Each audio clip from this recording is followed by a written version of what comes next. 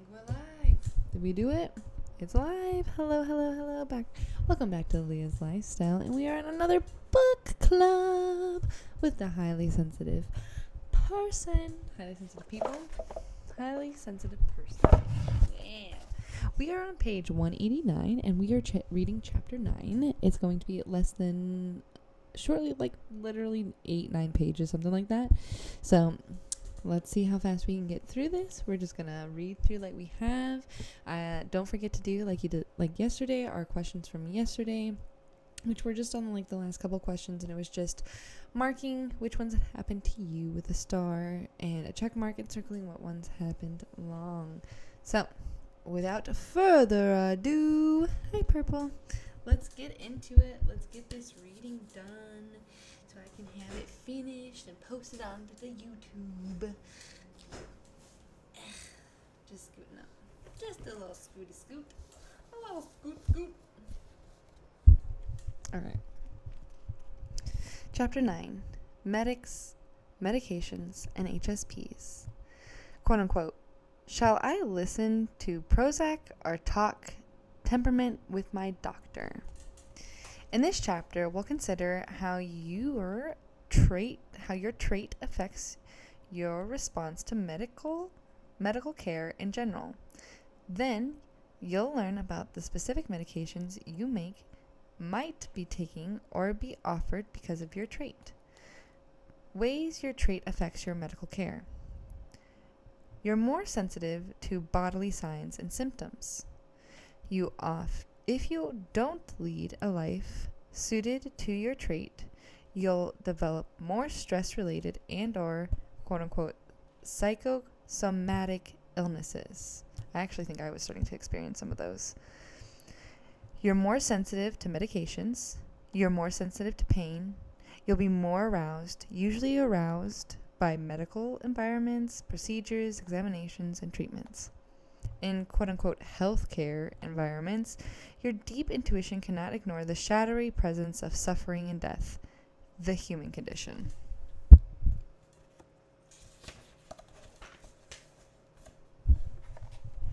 Given all of the above and the fact that most mainstream medical professionals are not HSPs, your relationship with them are usually more problematic. The good news is that you can notice problems before they are major and be wonderfully aware of what helps. As mentioned in Chapter 4, highly sensitive children not living under stress have usually good health. A long-term study of adults who had been conscientious in childhood, true of most HSPs, found that they were usually healthy as adults. This was not true of shy adults. This suggests that HSPs are capable of excellent health, but need to work out their social life and ease their social discomforts so that they have the stress-free, supportive life they need. But let's discuss the problems implied by the above list. For those concern you more. Being usually aware of subtle physical signs means that you are bound to have many false alarms. This should be no problem. You go to a doctor and ask. If you are still uncertain, you can get a second opinion. Sometimes it is not that simple, though, is it? Doctors can be busy and sensitive people these days. Typically, you come into his or her office a little nervous and over-aroused. You're aware You're aware of something small, but it concerns you or you wouldn't have made an appointment. You know it's probably going to turn out to be nothing, and the doctor will see you as overly fussy.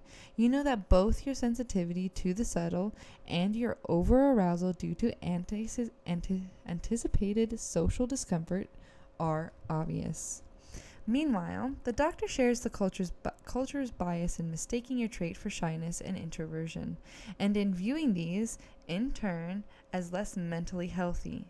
Furthermore, for some doctors especially, sensitivity is a dreaded weakness they have had to repress in order to survive medical school. So they project that part of themselves, and the weakness they associate with it onto a patient with any sign of it at all. In short, there are many reasons the doctors may begin with the assumption that with you in particular, this faint symptom is quote unquote all in your head, and usually hints at that eventually. Of course, the mind and body are so closely linked that it could have begun with a psychological stressor, but doctors are not well trained to deal with these. You do not want to seem neurotic by protesting, but wonder if you were heard, if you were well examined, if everything really all right. You feel embarrassed and do not want to be any trouble, but you go away still worrying, which leaves you wondering if you really are neurotic and you may decide next time to ignore your symptoms until they are so obvious any doctor could see them. The solution is to find a doctor who fully appreciates your trait, which means that the person will take seriously your ability to pick up subtle aspects of your health and reactions to a treatment. A doctor should be delighted by such an excellent alarm system. At the same time, knowing your sensitivity, he or she can be the calmer expert and reassure you when there is probably nothing wrong. After all, but the reassurance should be respectful, not on biases as of an assumption that something is wrong with you psychologically. You should be able to find such doctors, especially if you are armed with this book for them to read. Honestly, no doctor's going to read this shit, but I think it's good for you to know that it's possible that there could be a doctor out there. I think that's nice to hear that this person seems to believe there is, and I feel like there has to be a reason for that, because I strongly don't think that there's doctors out there that would fit my needs. And I've heard of people searching for them and saying that they found them, but I don't perceive those people to be in the same needs as myself. So that's hard to say. Your sensitivity to medication is quite real. It could be increased by overarousal due to being worried about the side effects, and most drugs have them, so you're not being neurotic there. Or you could be overaroused about something else at the time when you took the first dose. So you may want to wait and see how you do with the medication after you settle down. When you're sure you're reacting wrongly to a medication, believe it. There are enormous variations in sensitivity to drugs. Expect your medical professionals to work with you on this in respectful ways. If they don't, then remember that you are the customer. Go elsewhere. As for overarousal due to other treatments and procedures, appreciate that you're being faced with new, intense sensations, often threatening invasions of your body. The solutions are, first, to explain to whoever is doing the procedure that you are highly sensitive. If your explanation is self-respectful, you'll generally be respected. Indeed, your self-disclosure will often be appreciated. The person doing the procedure can take extra measures to make it easier for you. You indeed should be aware of what works best in reducing your arousal. Some of us do better with everything explained as the person goes along. Others prefer silence. Some prefer a friend with them. Others want to be alone. Some do fine with extra pain or anxiety reducing medication. Others find the loss of control while medicated even more distressing. Furthermore, there is much that you can probably do for yourself. You can become familiar ahead of time with as much about the situation as possible. You can calm, center, and soothe yourself in all the ways you know how, and you can comfort yourself afterward with loving understanding and acceptance of any intense reaction you had. Sensitivity to pain also varies greatly. For example, some women feel almost no pain in childbirth, and research on them has found that such women rarely feel pain ever in their lives. The reverse is no doubt also true, that some feel a great deal of pain during their life. My research has found that HSPs usually experience more pain. Our state of mind affects pain perception some, so it always helps if you can be kind, loving, understanding, calm parent to your infant body when it is in pain. It is also essential that you communicate about your extra sensitivity to pain to those who can help. If they are well informed on the topic, they will take your reaction as a normal variation in human psychology and treat it appropriately. But remember, you also may be more sensitive to pain-relieving medications. Obviously, the bottom line is that you are often more aroused than the average patient. Even assuming your health professional is smart enough not to treat your arousal as a nuance or a sign of disturbance, it still makes things more difficult. For example, your ability to communicate your thoughts decreases. The solutions are several. You can come with a written list of questions and take notes. You can bring someone with you to listen and ask the questions you do not think of. That way, too, there is another memory to check afterwards, and you can explain your difficulty. Let the professional calm you down with some chit-chat or whatever method he or she prefers.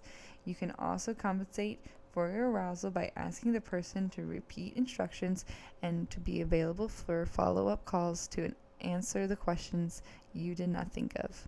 Keep in mind, too, that it is common to feel an attachment to anyone you have been with during an arousing experience, especially if it was a truly painful or emotionally significant ordeal. In the medical realm, you hear these sorts of extra feelings when people describe their surgeons or women talk about the person who delivered their child, which is perfectly normal. The solution is simple: to know why it happens and compensate for it appropriately. Over-arousal is hard. There's just no getting around it, and in medical situations, the pain and aging of death with the pain and aging and death all right in your face, it gets harder. Still, living life aware of death makes sense to me, provided it increases your appreciation of the moment. When the awareness is too intense, you can always enjoy that handy universal defense called denial, and let your friends or family gather around you to help. They have faced or will comfort these questions someday, too. This is not the time to feel you're odd or a burden. We're all in it together. No joke, I have to be real honest. This is why I don't have a main care provider, is because it's much easier for me to just feel like I know what needs to be checked up on myself and like make an appointment and be like, I need you to do this, and then they just do it. The only problem I've ever had with that is these really rare occasions when I go into doctor's offices, and it's only happened to me twice now. And I can't really figure out why. One time I had hurt myself at work, and I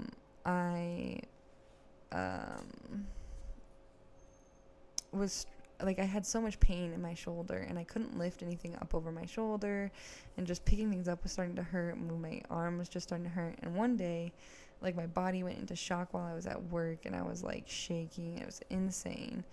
And so my boss takes me into the doctor, right? And the doctor is like, "Do you want muscle relaxer?" I'm like, "No, I want you to tell me what's wrong with my body." And he's like, "I don't know, just wait a week." And I was like, okay. And so I waited a week, and it felt better. But then the moment I tried to use it, it literally started having pain again. And so I went to a chiropractor, and they popped my fucking bones back into place, and I was perfectly fine. So what I am to say is that doctors are fucking stupid, and I don't agree with them having the ability to be able to tell you what's wrong with you. Because like when I don't know what the problem is and I'm asking a doctor, they can't figure it out. I have to figure out and then go down the route. Every time I try to get a doctor to tell me what's going on, like that, where I'm like, hey, I don't know what's happening, they literally don't know what to do, and they don't prescribe me any support, and they're just like, I don't know, just wait until you die or it gets worse. Like And I'm just like, wow, that's really fucking stupid. I'm going to go use Google now and I'll be back with what I need you to give me.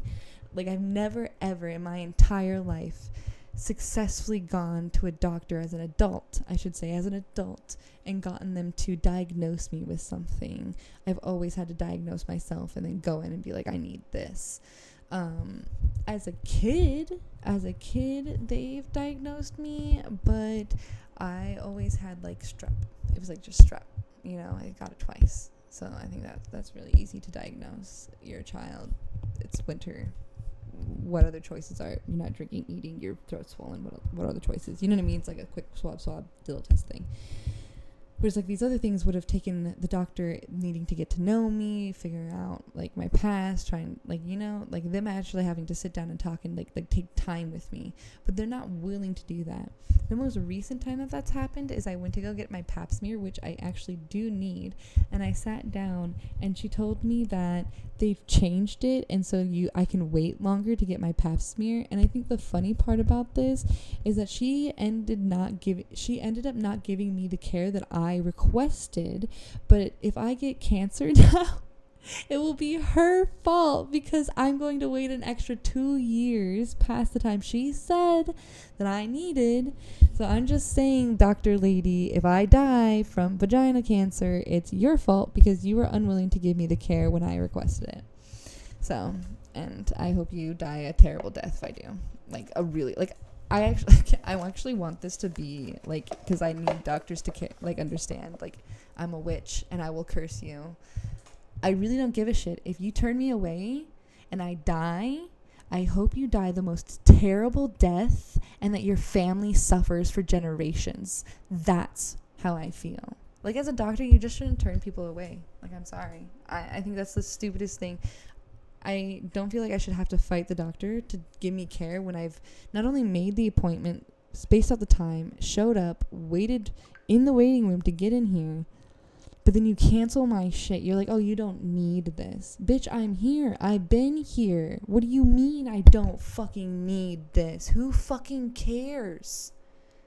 It's a pap smear. I haven't had one in over 3 years. Just check my fucking uterus. Like, what the fuck? Like, what the fuck? Like,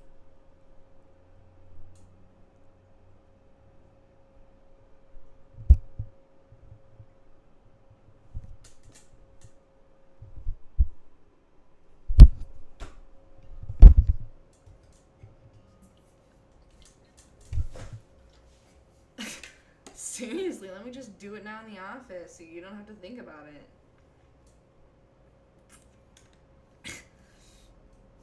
Why would you waste my time like that? Why would you do that? Piece of shit person. Honestly, that's all I can say. Guess I have feels about it. I didn't think I had feels about it, but I guess I do. Back to it, guys. We gotta read this book. I talk too much. Okay. Page 193. Rewriting Medical History. Now might be a good time to do some reframing of your medical care experience in light of your trait. Think of 1 to 3 significant experiences of illness and medical care, especially hospitalization or childhood experiences. Then follow the familiar 3 steps. First, think about how you always understood those experiences, probably with the help of the attitudes of the medical professionals that were quote-unquote too sensitive, a difficult patient, imagining your pain neurotic, and so forth. Then consider these experiences in the light of what you know now about your trait. Finally, consider if there's anything that needs to be done because of this new knowledge, such as looking for a new doctor or giving this book to her or him. Also, if this has been a difficult aspect of your life, look at practice dealing in a new way with medical professionals. Ooh, a book. We should write that down. Whenever they offer you books to read in a book, honestly, I say you should always go for it. So I like to write them down. I tend to look for audiobooks first. new way with medical professionals. Who is it by? It's on the next page. Wait.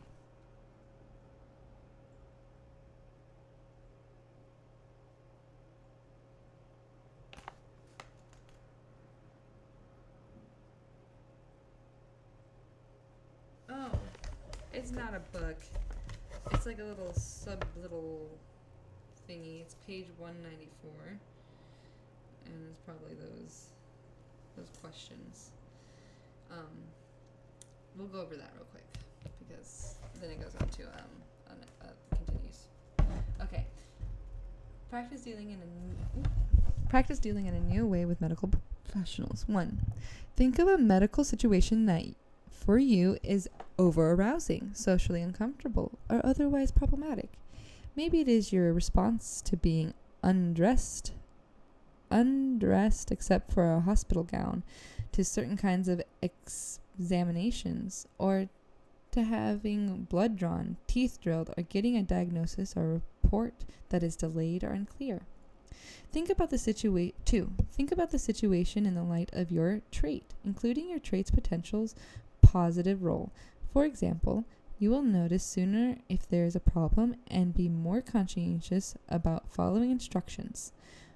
But above all, think about what you need and have a right to have to make the situation less arousing. Remember, everyone should be working to see that your body is not flooded with cortisol, since the medical outcome will be better too, if you're calm. 3. Imagine how you will get what you need. It may be something you can do for yourself, but it probably involves at least a little bit of communication about your sensitivity to a medical professional. So write out a script for yourself. Be sure to convey self-respect and will generate respect from others without being rude or arrogant. Have someone whose opinion you trust look at your script. Someone involved in healthcare would be ideal. Play the conversation with them. Have them tell you about afterward how they felt as you spoke. 4. Think about how you can apply what you have practiced to the next time you have received medical care. At the time, you may want to return these points and practice more in order to turn the image into reality. I'll move this out of my way. Too much stuff on my lap.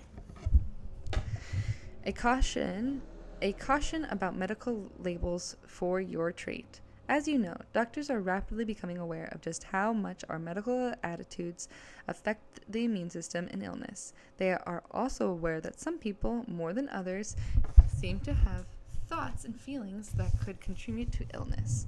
But because they are forced on illness, they often fail to consider whether there could be some positive aspects to a personal type. Which may seem to accompany some illness. I say quote unquote seem because they also miss the culture prejudices towards some personality types that might really be doing the damage. Indeed, they can unwittingly perpetuate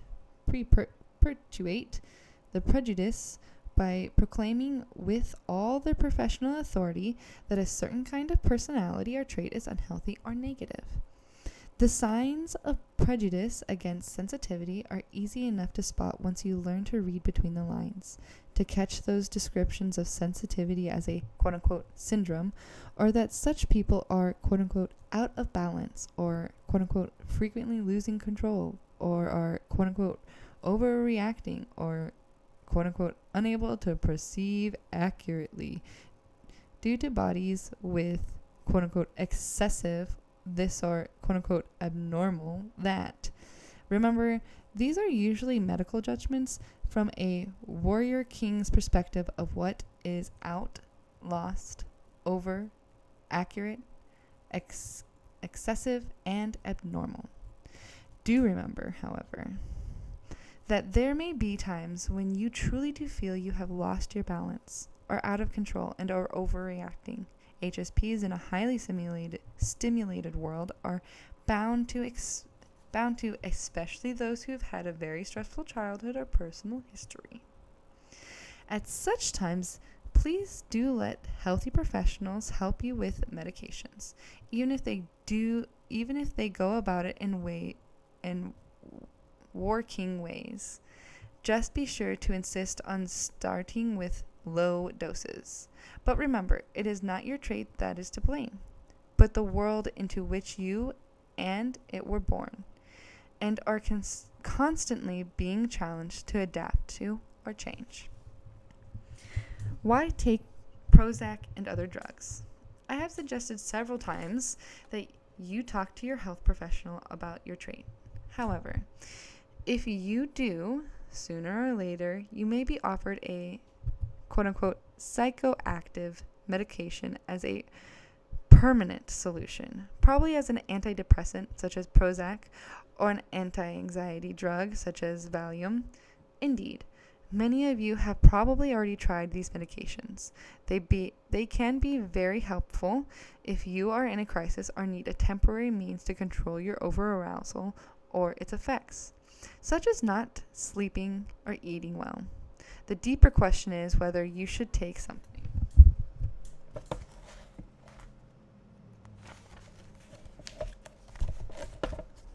more or less permanent to quote-unquote cure your traits. Many doctors think you should. For example, when I first told my own family doctor about this book, he was quite excited. Quote, "This problem is really undertreated by medicine," he said. "It's shameful, but thank God it's easily cured, just like diabetes." End quote. And out comes his prescription pad. I know he only meant to be helpful, but I told him with some sarcasm, I fear, that I would try to hang on a little longer without his help. You, however, might feel that the disadvantages of your trait are outweighing the advantages, or that you would like to see if a medication would change the expression of your trait. Then you might want to try the long-term use of medication with the goal of changing the basic way your brain functions. But I believe an HSP should be well informed before making the decision. It is probably clear by now that the rest of this chapter will not be about telling you what to do. It is about informing you and helping you think through all the issues. I'm going to get a sippy sip. A little sippy sip.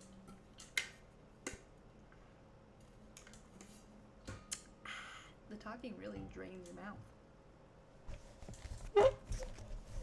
We really are getting close to the end, aren't we? Look at that.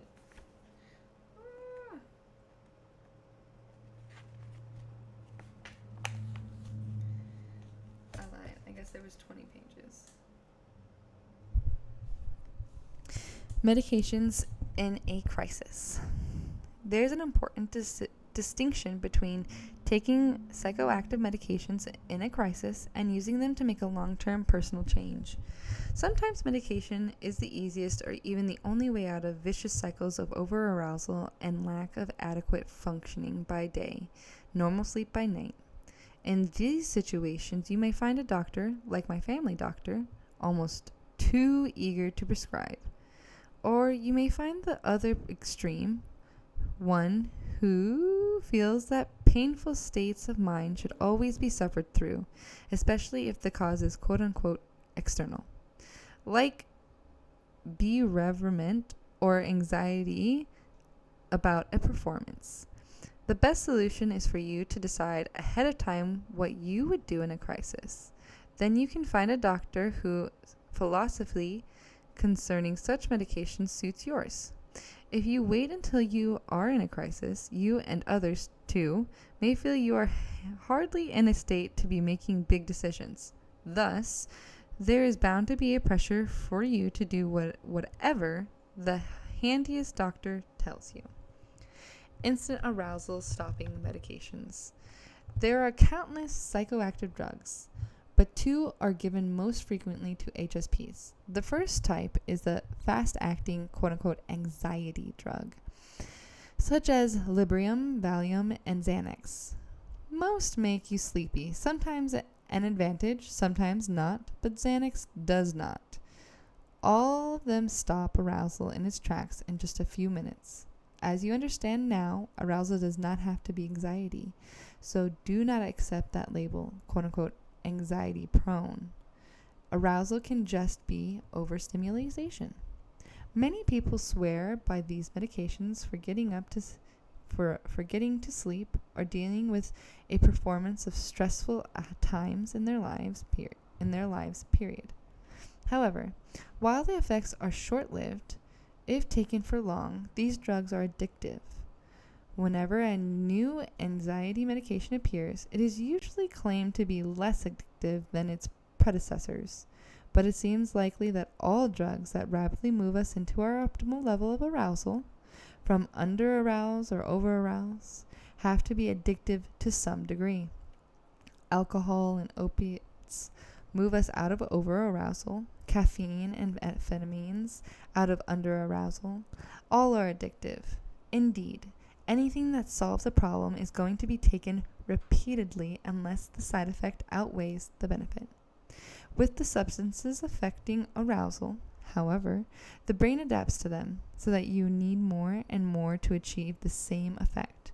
At these levels, they can start to damage various parts of the body, like the liver or kidneys.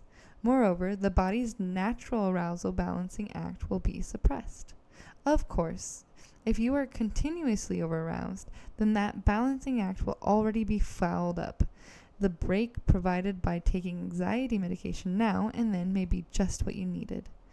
There are other ways, however, to change your body chemistry. A walk, some deep breathing, a massage, a healthy snack, being held by someone you love, listening to music, dancing, the list goes on and on. Quote-unquote natural herbal calming agents have been used since we lived in caves. Chamomile tea is a good example. So are lavender, passion flower, hops, and oat tree teas. Health food stores can advise you, often selling nice blends in the form of either tea,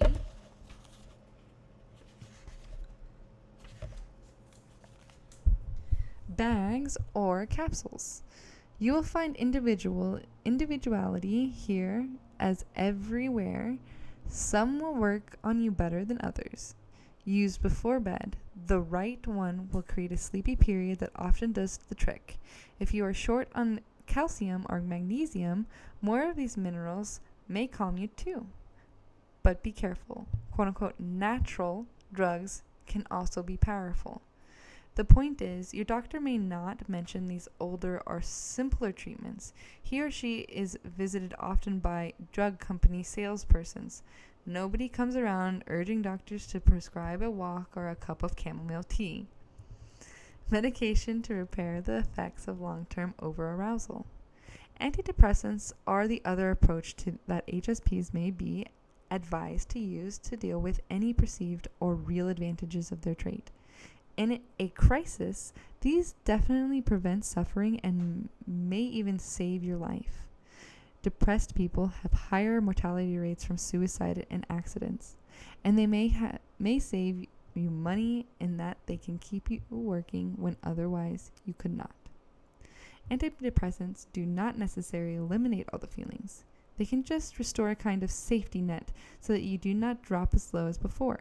Since these deep lows may be the product of your brain being worn out rather than quote-unquote natural for you, it makes sense to take something to give the brain a little help back to normal. Once you are sleeping and eating better frequently, you will have no more need for them. Antidepressants take 2 or 3 weeks to take effect, so they are not very addictive. There's no immediate reward. Still, some people find them difficult to give up, and you cannot come off them quickly without difficulty. I do not know of anyone who sold their last possession to take another antidepressant, but in these milder senses, they are addictive. If you decide you want to take an antidepressant, go to a psychiatrist experienced with prescribing these medications, someone who has built up some intuition based on years of seeing how different people and their symptoms respond to different drugs. Proof again of the enormous variations among people, But an expert in these medications will naturally believe in their value, so you should go for this form of help only after you have decided you probably want it. Seriously, I'm like thirsty today.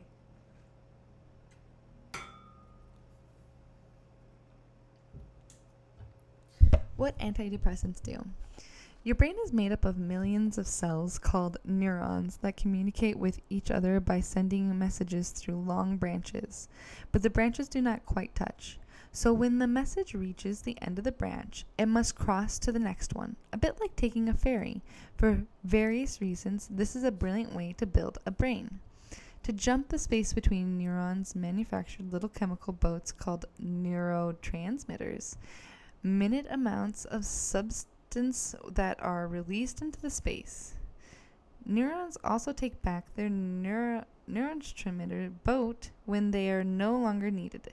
By releasing and then taking them back, they keep available what they think is the right amount of neurotransmitter. Depression seems to be caused by certain neurotransmitters being too unavailable. Antidepressants cause there to be more of them, but they do not do that by adding the neurons transmitters. The brain is sealed up against just that sort of fooling around, and you cannot just add more. Rather, you add something that can either enter the brain and trick it into taking up the medication instead of the neurotransmitters. That keeps more of the neurotransmitters in circulation. Things are even more complicated than that. What probably happens is that some of us also develop quote-unquote too many neurotransmitters receptors. It may be one reason why we are so sensitive to stimuli, so that we run out of neurotransmitters sooner. Extra receptors probably develop during time of stress or long-term overarousal. Another effect of antidepressants is to reduce the number of receptors, which seems to be why antidepressants take effect only after 2 or 3 weeks. It takes that long for the receptors to be eliminated, or maybe that it is not that the brain does, or maybe that is not what the brain does. Actually, no one knows the details. Back to the point in a moment. Are you wondering why prolonged overarousal would ever lead to depression or be helped by antidepressants? Yes. When people are stressed for a long time, overaroused, they seem to run low on certain neurotransmitters. Other things, like certain viruses, will also reduce these important brain juices. Once low on them, some people stay low, depressed, but not everyone does. And why that is the cause is not yet known. And being an HSP does not automatically mean you are more prone to depression. Long-term overarousal is the culprit. There are quite a few neurotransmitter type substances, and more are being discovered each year. For a long time, the antidepressants that were available worked on several neurotransmitters. Part of the big fuss about Prozac is that it works on just one neurotransmitter, serotonin. Prozac and its relatives, Paxil, Zoloft, etc., are called, quote, selective serotonin repeat inhibitors, end quote, or SSRIs. No one knows why the selectivity is such an advantage in treating certain difficulties, but scientists are now trying to get to know serotonin better. Goodness, serotonin. I feel like I always thought dopamine was the big one. The more you know. Serotonin and personality. What made the book Listening to Prozac a bestseller a couple of years ago was that Peter Kramer, its author, expressed the concerns of all those psychiatrists who had discovered that a few people taking SSRIs were quote-unquote cured of what had seemed to be deep-seated personality characteristics. One of these characteristics was an inherent tendency to quote-unquote overreact to stress, or, in our terms, to be easily overaroused. As I said before, however, I think we have to be very careful about allowing doctors to use quote-unquote overreact to stress. as a description of our basic trait. Who decides what is quote unquote over? My use of the term over-arousal is relative to your own optimal level of arousal. But what about the positive aspect of our trait and the negative aspect of a culture in which high stress levels are normal? We were not really born with a tendency to quote-unquote overreact to stress. We were born sensitive. At any rate, Kramer raised fascinating social questions about a drug being able to change one's entire personality. How do we feel about someday perhaps being able to change personalities like outfits? What happens to our sense of self-esteem? What happens to our sense of self if the self can be changed so easily? When a medication is taken, when there is not enough wrong with people to label them ill, they just want to feel a certain way. How is this different from quote-unquote street drugs? Well, will everyone have to take Prozac and then super Prozac just to have that competitive edge of high stress tolerance? And a question that Kramer returns to dozens of times. What would be lost to a society in which everyone opted to take such drugs? I am dwelling on Kramer's books because he discussed the social and philosophical issues so well. These mostly remain the same. Even though SSRIs and many other antidepressants, quote-unquote, fourth and even quote-unquote fifth generation medications work on other neurotransmitters, are now commonplace and create huge profits for pharmaceutical companies. They are also being used in many more ways for insomnia, pain, premenstrual syndrome, and even shyness. If you are a typical HSP, you will want to think about the issues Kramer raised as well as personal ones when deciding how to respond when an antidepressant is offered to you. I'm definitely always been against doing that kind of, which is funny because I've used street drugs, but so I'm fine with like using drugs to change your mental. I'm just not okay with like doing it to force yourself to stay structured into like the system that we have at hand. I don't like conforming, but I also want to be a part of the group. It's a very confusing situation to be in. Thank you for my TED Talk. Back to the book. 201. Serotonin and HSPs. Getting in the details of why serotonin is important is difficult because it is the quote-unquote neurotransmitter of choice. At 14 different places in the brain, Peter Kramer thinks serotonin is a bit like the police. When there is plenty of serotonin, as when the police are on patrol, things are more secure and orderly all over. But the improvement differ depending on the problem in each area. The police control traffic if there's a traffic jam and watch for crime if that's the problem. The police control traffic if there's a traffic jam and watch for crime if that's the problem. Similarly, serotonin ends depression if some parts of the brain is causing depression and prevent overcompensative and perfectionist behavior if some part is causing that. To push the analogy with all these police around, a shadow in a dark alley would be less likely to seem dangerous. That would be a major modification for HSPs with our strong pause to check system. But that is only true if more serotonin, more police in the area, would help. As I read this case and listening to Prozac, I could not help but wonder how many of Kramer's patients were HSPs who just did not know how to honor their trait and take care of themselves in a less sensitive society. As a result, they were chronically overaroused, their serotonin levels were a little low, and Prozac helped. Consider the other problem that Kramer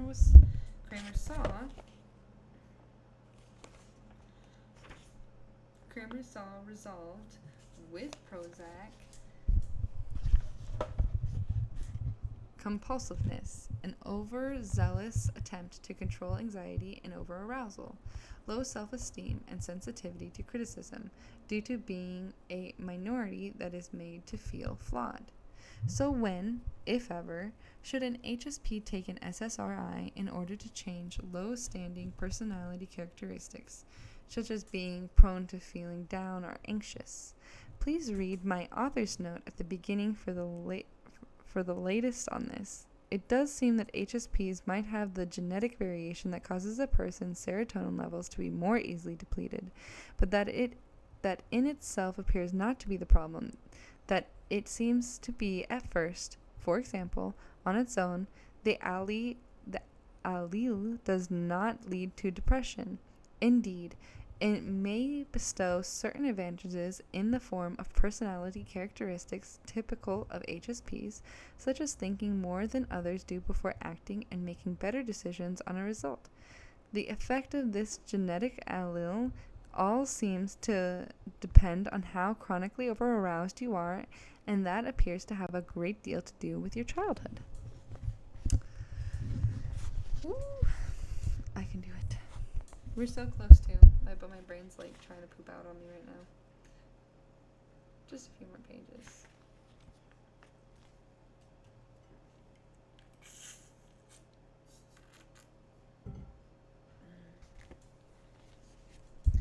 Some monkeys are born with a tendency to pause to check on new sights and sounds. That is our trait, minus its human advantages of deep understanding of the past and future and our great human ability to control our pausing to check when we choose to. These monkeys behave like other monkeys most of the time, but as youngsters they were slower to explore and showed higher and more variable heart rates and higher levels of stress hormones. They are much like the children described by Jerome Kagan as discussed in Chapter 2. But note that at this point they do not have less serotonin. The major difference shows up when these monkeys are highly stressed, over-aroused for a long time. Then, compared to other monkeys, these more reactive monkeys seem anxious, depressed, and compulsive. If repeatedly upset, they show these behaviors more often, and at this point, their neurotransmitters decrease.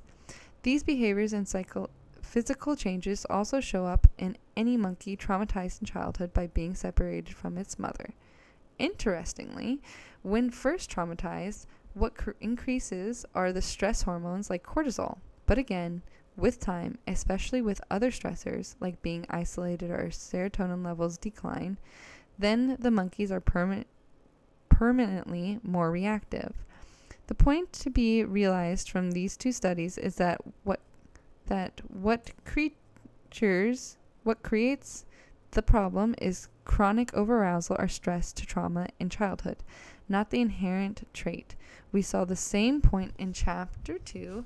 Sensitive children experience more brief moments of arousal with its increased adrenaline, but they're fine in feeling secure. But when a sensitive child is insecure, or when any child is, short-term arousal turns to long-term arousal. With its increased cortisol, eventually, serotonin is used up too, according to the studies with monkeys. This research is important to HSPs. It makes very concrete why we need to avoid chronic overarousal.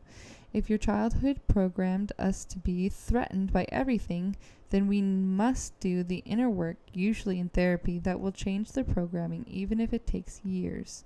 Kramer cites evidence that a permanent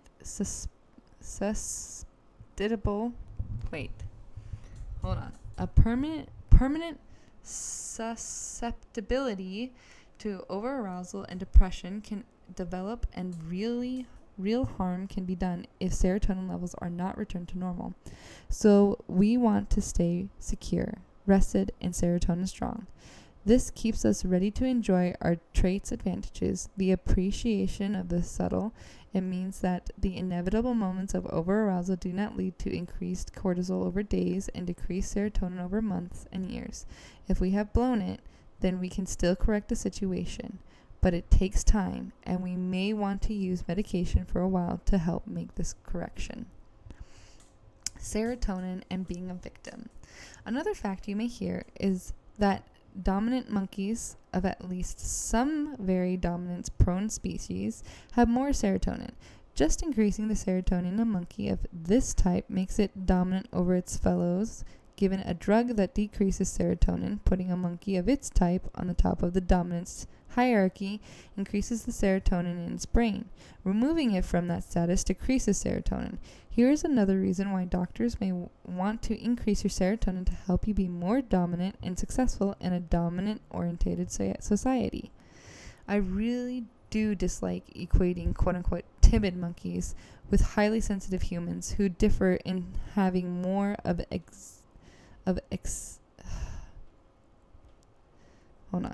who differ in having more exactly what makes humans so human: foresight, intuitive imagination. But if HSPs are apart to run out of serotonin, I do have to wonder what is causing that. There seems to be the assumption that we're less dominant because we may be low in serotonin, but maybe in some cases at least, it's a sense of being flawed, of being low in the dominance hierarchy that reduces our serotonin.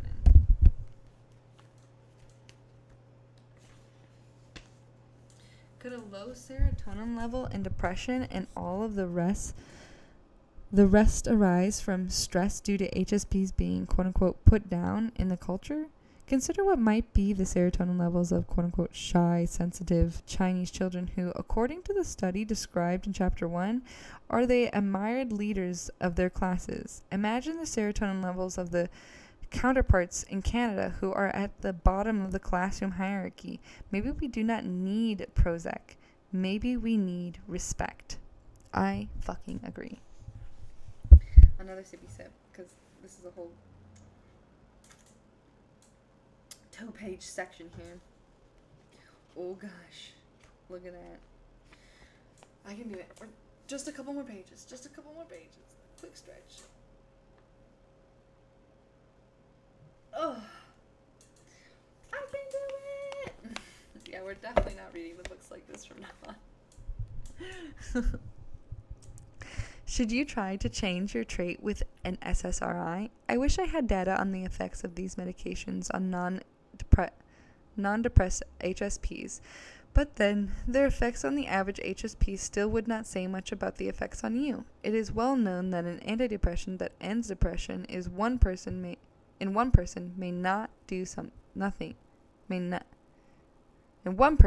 do nothing for another. Thank you, brain. Whew. It should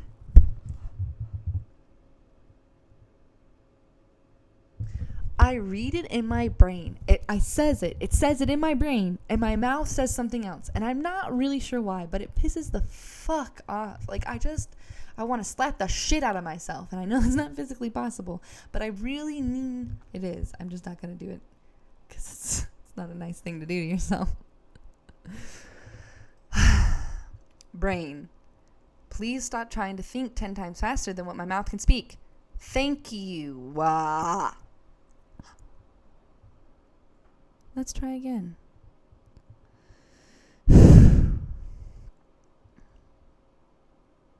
It should be the same for medications that affect personality. As explained in Chapter 2, there are undoubtedly many ways to be highly sensitive. That is one reason to be of trendy single explanations for everything, such as serotonin, when thinking about your trait. Here are some of the issues I would consider in making a decision. First, how dissatisfied are you with yourself as you are?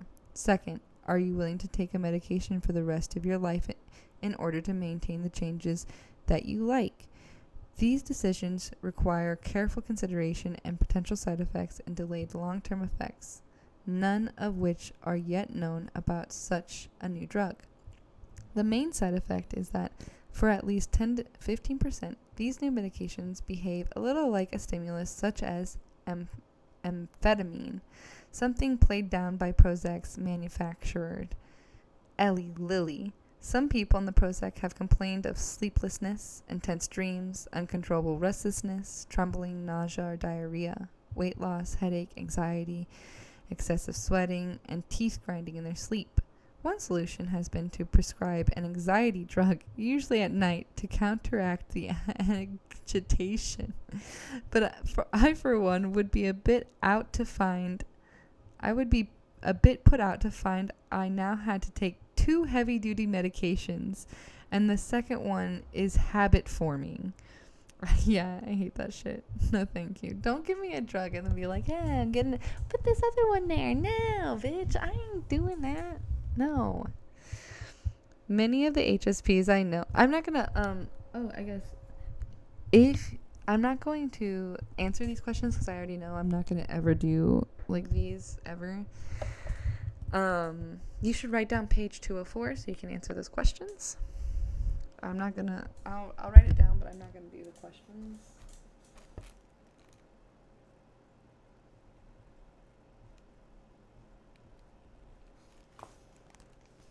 Okay. Many of the HSPs I know who have taken Prozac and similar drugs later stopped because the medication was not that much help or because they did not like the stimulant effects. One possibility is that the behavioral activation system discussed in Chapter 2 is being stirred up to counteract the pause to check system, so the medication might work better if your problem is a quiet activation system. Those in whom both systems are strong might be the ones becoming too agitated. Patients are often not told this, but most SSRIs tend to affect sexual performance in men, orgasms in women, and sexual desires in both sexes. They can also cause significant weight gain. Finally, SSRIs are very dangerous when mixed with certain other drugs, especially other antidepressants, because having too much serotonin is harmful and can even cause death. There's no free lunch, is there? All of this is not to scare you or stop you from taking antidepressants, especially in a crisis. However, on average, the older antidepressants are just as effective for depression. The side effects are more unpleasant, but these drugs have been used longer and seem to have no serious ill effects. I only want to make you an informed consumer. You will not get the whole story from listening to Prozac. Kramer deliberately did not discuss Prozac's side effects, being more interested in the social impact of a class of medication that he assumes will eventually be freed of major side effects. He also minimizes the individual differences that could cause a few people to have very bad reactions. Nor can you expect to get the whole story from the drug manufacturer making money on these enormous profitable medications, or the family doctor who are known from research to overestimate the value of the most highly advertised medication. Even the accompanying little sheet of paper with the warnings of the side effects are produced by the drug companies, who obviously do not worry their customers more than absolutely necessary. So true.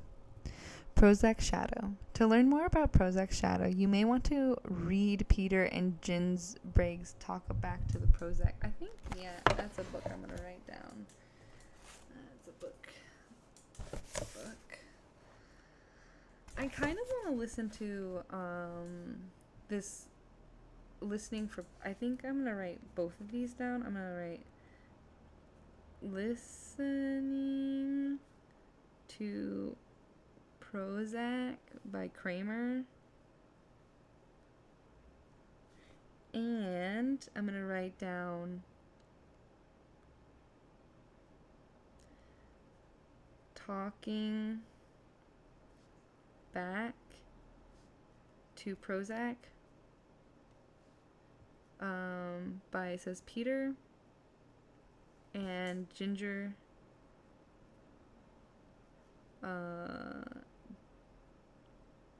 Breggins, Bregging. Alright.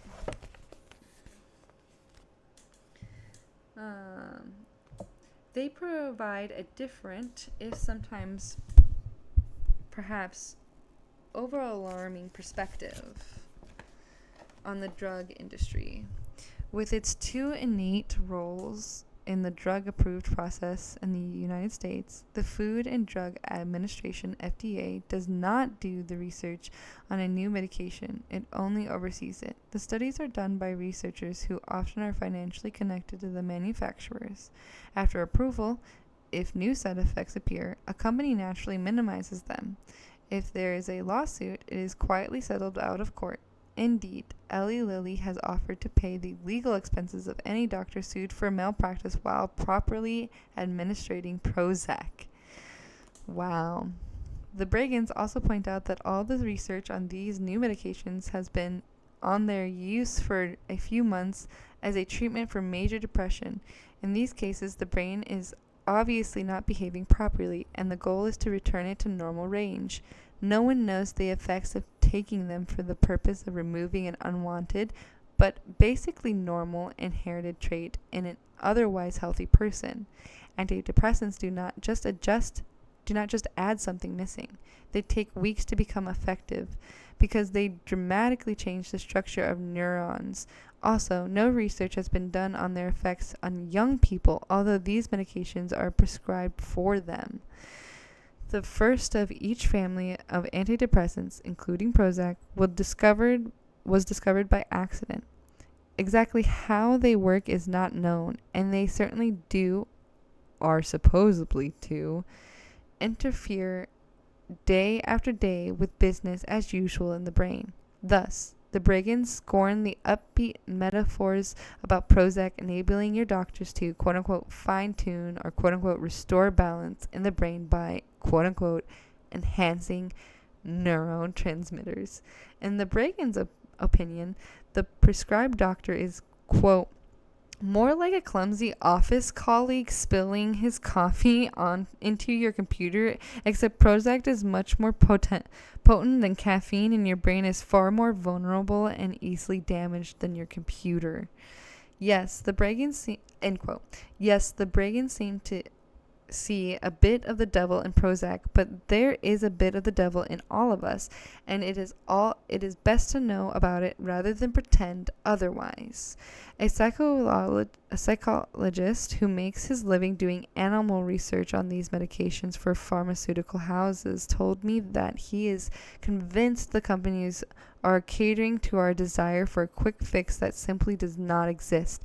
According to him, most of our problems require self-knowledge, and usually through hard work and psychotherapy. Actually, Peter Kramer agrees. This is, I'm assuming, his words. Psychotherapy remains the single most helpful technology for the treatment of minor depression and anxiety. The self-espoused not infrequently by healthcare costs cutters in the managed care industry. The medication can obviate psychotherapy conceals, I believe, a cynical willingness to let people suffer and serve as a pretext for denying patients psychotherapy. I stopped writing down page number for references when I reached 20 places after Kramer expressed his concerns about a society in which Prozac was used too frequently, making people more bland, self-centered, and insensitive. At the time, he is also critical of pharmaceutical Calvinism that argues that if a medication makes you feel good, it must be morally bad, that pain is a privileged state, that art is always the product of torture, suffering mind, that only the miserable have deep thoughts, that anxiety is necessary for an authentic existence. These are important social questions that we HSPs must ponder when considering medication that is not to get us through a crisis, but to change our basic approach to life and our personality. If you go ahead or have already, I realize that even many of you are already taking an SSRI. Others of you will decide to. Besides any benefits you're getting, you're also important contributors to our knowledge about these medications, just as those who don't take it will be the control group. Kramer wonders if these medications will take away our sense of stable self. I'm not so sure. Every month, many women go through similar drastic changes in their moods and basic psychology. They still know who they are. They simply appreciate that they are complicated. Perhaps they understand that they perhaps they understand that they are several overlapping selves, different at different times. In the case of medication, you're deciding which person you want to be. Who is deciding? Some solid inner witness to it all. Your awareness of that part of yourself will grow as never before, and you'll think about the person you want to be and be freer to choose than ever before. It is an exciting time for HSP to be alive. Maybe when you picked up the book, you did not even know you were what you are. Now, when speaking up for your trait, the medical professionals and experimenting with your trait's underlying psychology, or refusing to, you are of one of the pioneers. So who cares if we get a little over aroused now and then? Keep it under control and keep it sailing. This is the work hand part. Okay. What you would change if a safe pill would change it? Oh, like a placebo. It's like if you could like take a pill that like gave you a superpower, what superpower would you get? Okay. Take out a piece of paper and draw a line down down the middle. On the left, make a list of everything about yourself, even vaguely related to your sensitivity, that you would like to eliminate if there were a safe pill that would do it. This is your chance to be totally annoyed by the disadvantages of being an HSP. It is also your chance to dream of the perfect personality-changing pill. This exercise is not about use of medication when you are in crisis, depressed, or suicidal. Now, for each item you wrote on the left, put on the right side what might be lost from your life if that negative effect of your sensitivity were eliminated. By this miraculous pill, like all the pills, your pill cannot maintain a paradox. An example not related to the trait, quote-unquote stubbornness, goes on the left, but without it, you might lose, quote-unquote persistence, which goes on the right. If you attach a 1, 2, or 3 to each item on the left, according to how much you would like to be rid of it, 3 being most, and on the right, according to how much you want to keep it. A much higher total on the left suggests that you might want to keep looking for helpful medication, or that it is still difficult for you to accept who you are. And that was page 208. Chapter 9 we'll do 208. Don't forget to do the practice 194, 204, and 208, and check out those books that we found. If you're finding this on YouTube, don't forget to hit the like button, share, and subscribe. And hit that little bell icon, the only thing down there, so that way you know when I post, because I promise you, it is random. And leave a comment down below. What are some things that you like about yourself? And what are some things that you would change? And do you see those differently now? And until next time. Bye!